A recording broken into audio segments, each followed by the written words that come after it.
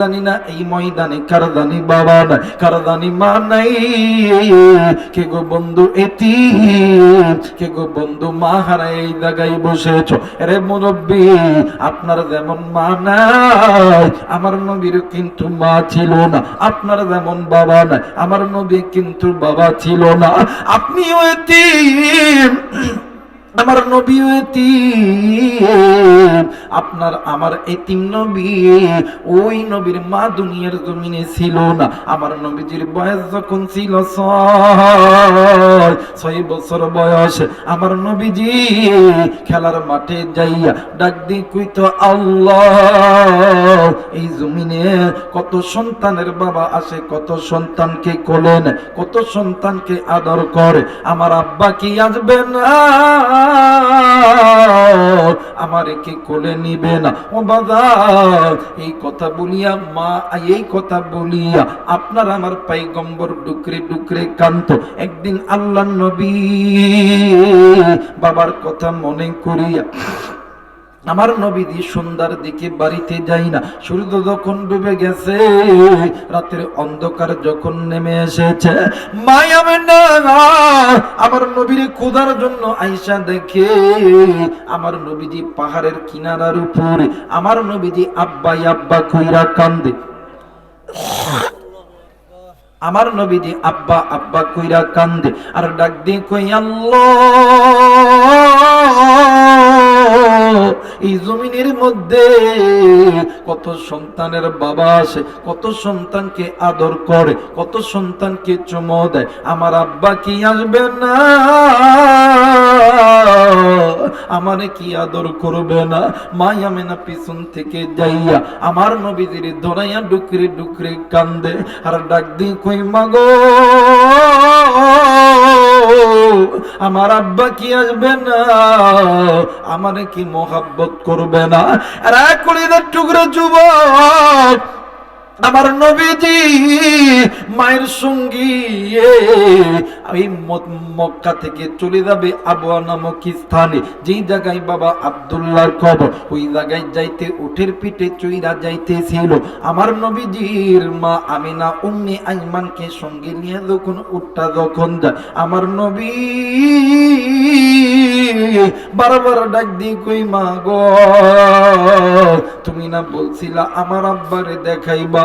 কই রে মা, কই কই আমার আব্বা কই, আমার আব্বা কই?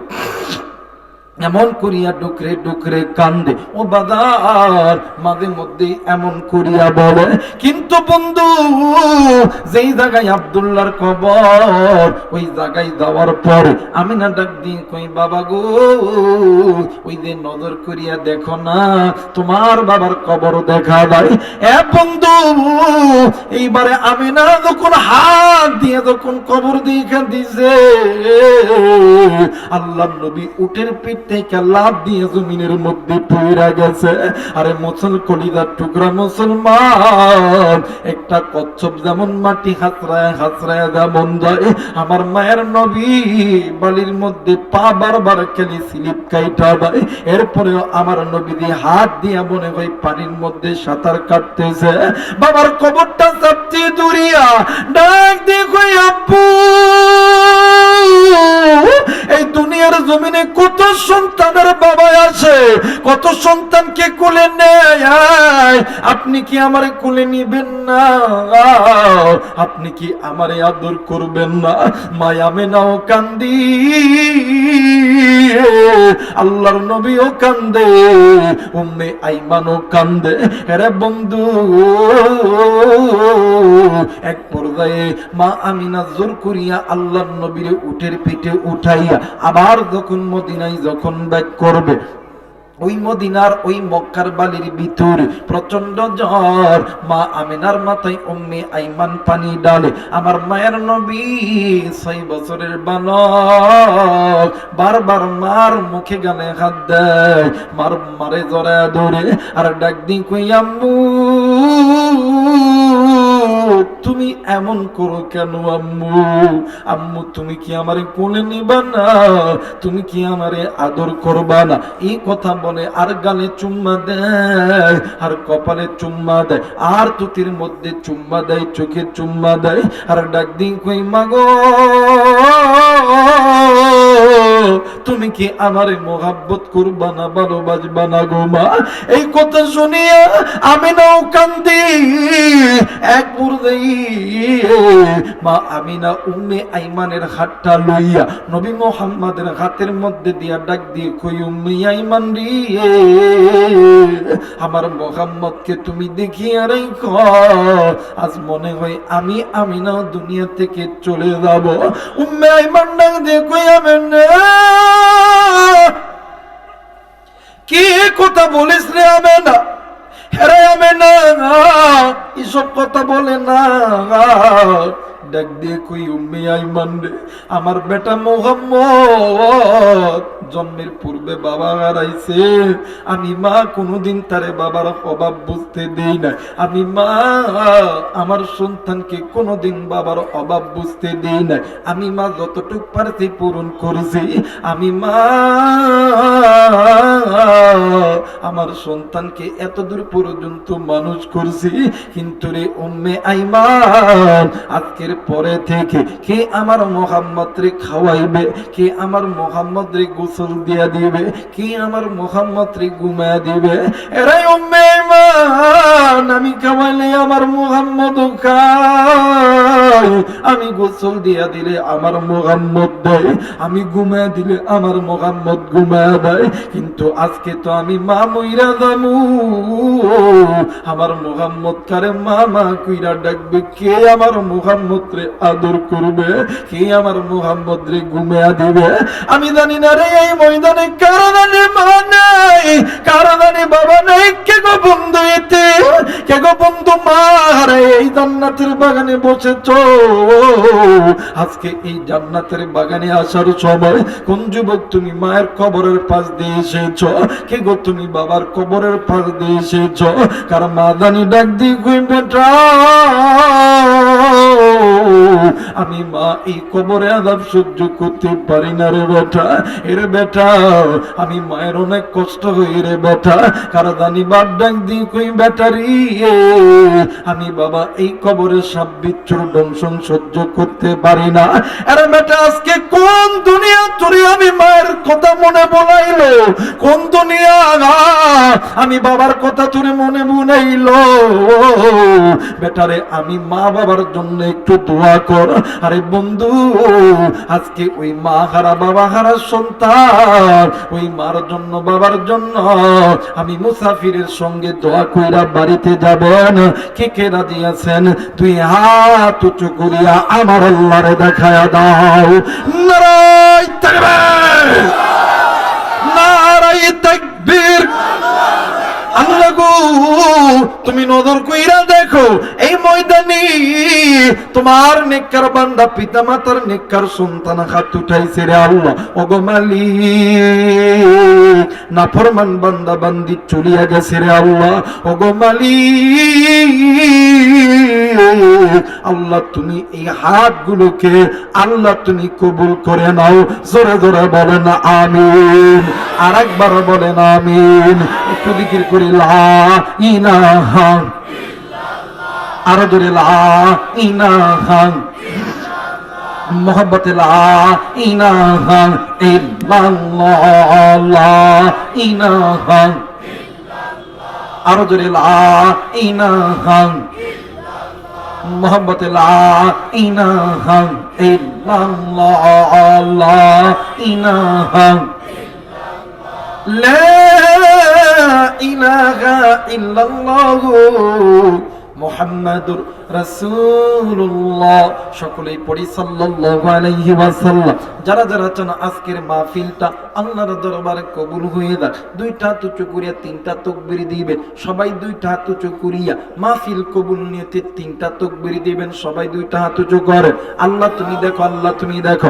নারায়ে তাকবীর, আল্লাহু আকবার, নারায়ে তাকবীর, আল্লাহু আকবার, নারায়ে তাকবীর, আল্লাহু আকবার। আল্লাহ কবুল করুক, জোরে বলেন আমিন।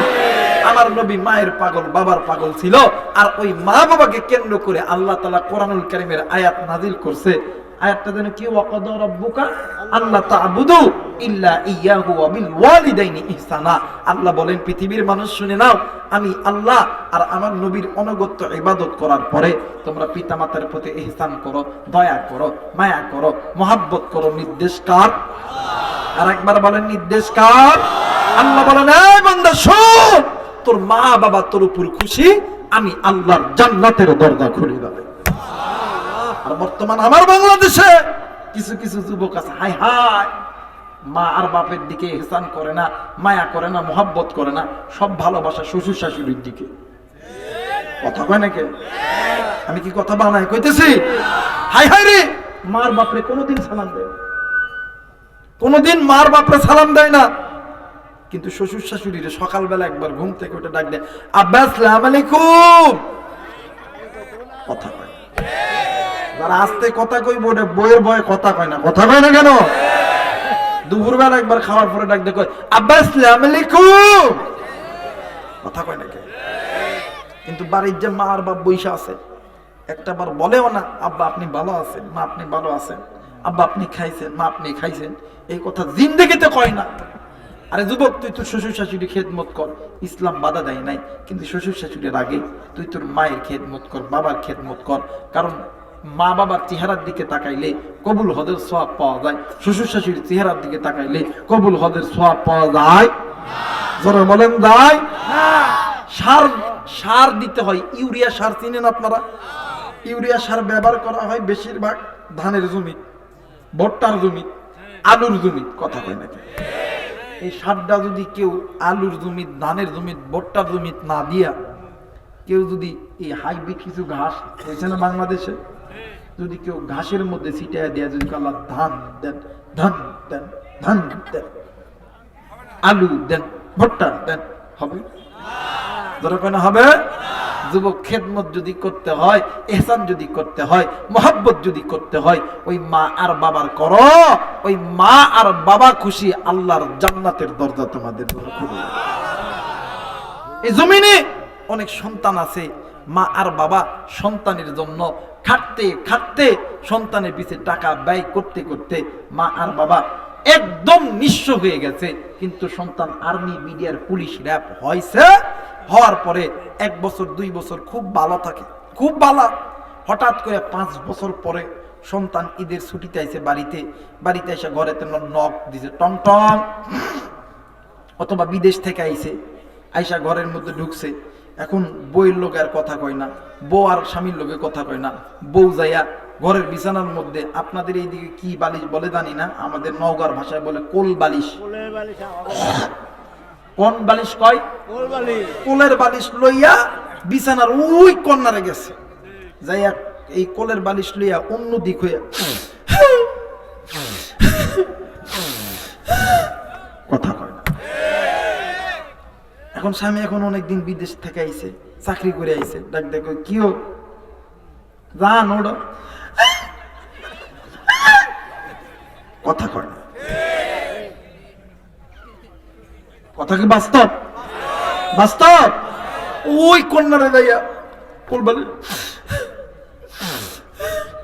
কথা কয় না। স্বামী এখন ডাক দেখ, কিও আহ, কথা হয় না। ডাক দেখ, তোর কি হয়েছে? ডাক দেখ, তোমার বাবার লগে ভাত খাইতাম না, মার লগে ভাত খাইতাম না। কইখান কি হয়েছে? কই খাইতাম না, খাইতাম না, খাইতাম না। কই তোমার কাছে 2টা অপশন, একটা মার বাবা, একটা হইতে আমি। যদি মা বাপ ধরো, আমার বাপে 10 লাখ টাকা দিছে, টাকা দাও। পালসার একটা গাড়ি দিছে, ওই গাড়ি চাবি দাও। সকালবেলা উঠা আমি বাবার বাড়ি যাইতাম গা। এখন হিজরা আমার ডাক দেখো, তোমারটাই ঠিক, তোমারটাই ঠিক, মার বাপরে ভাত দিতাম না। কথা হয় না। আমি কি বানায় কইছি রে মেয়া? বানায় কইছি? আমার ভাইরা, আমার বন্ধুগণ, যুবক, তুমি কোন মা আর বাপের কষ্ট দাও? আমার নবী বলেন, উম্মত শোনো, দুনিয়াতে যে উম্মত গুলো পিতা মাতাকে খুশি কইরা হাসরের ময়দানে আইবো, আমি নবী সুপারিশ করিয়া জান্নাতে ঢুকাবো। আর যে উম্মত গুলি পিতা মাতারে কষ্ট দিয়ে আসবো, আমি নবীজি উম্মত বলিয়া দাবি করতাম না।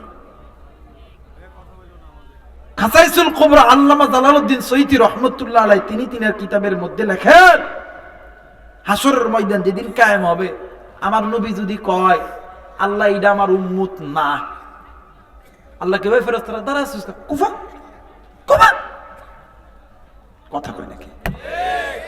আমারও যদি আমার নবী কয় আল্লাহ এটা আমার উম্মত না, ফেরেশতারা তাকায় থাকবো, এ দেখাছিস করে কিলে দাঁড়াছিস? আল্লাহ আলেম ওলামা মানুষ, নবী কইতেছে উম্মত না, নবীর কি মাথা খারাপ হয়েছে? হ্যাঁ, নবীর মাথা খারাপ হয় নাই, আমার নবী কইছে উম্মত না, এটা ফিডা কথা কয় নাকি?